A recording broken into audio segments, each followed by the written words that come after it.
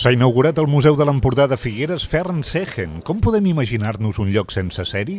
És una proposta de l'artista alemanya Monika Anselmen que fa una reelaboració visual de les imatges de catàstrofes humanitàries i geopolítiques que tapaeixen les nostres pantalles a diari.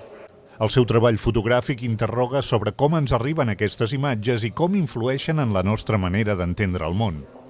També proposa narratives paral·leles al marge dels relats que ofereixen els mitjans de comunicació. Jo crec que aquesta exposició ajuda a donar-nos compte de la gravetat dels conflictes que veiem. Cada imatge és un drama. Es passava, ara parlàvem amb la Mònica abans de començar, es passen al principi amb unes imatges com molt estètiques del que és un bombardeig quirúrgic, que deien, i des dels anys 90 fins aquí hem estat veient com la càmera s'ha anat acostant més al drama, a la mort i a la destrucció. Per tant, crec que és una exposició que realment és per reflexionar i per pensar amb serenitat sobre el que està passant al món. Aquesta exposició es pot veure fins al 10 de gener. Hi haurà una visita guiada el dia 5 de desembre. L'exposició té una segona part que es pot veure al Museu Memorial de l'Exili de la Jonquera.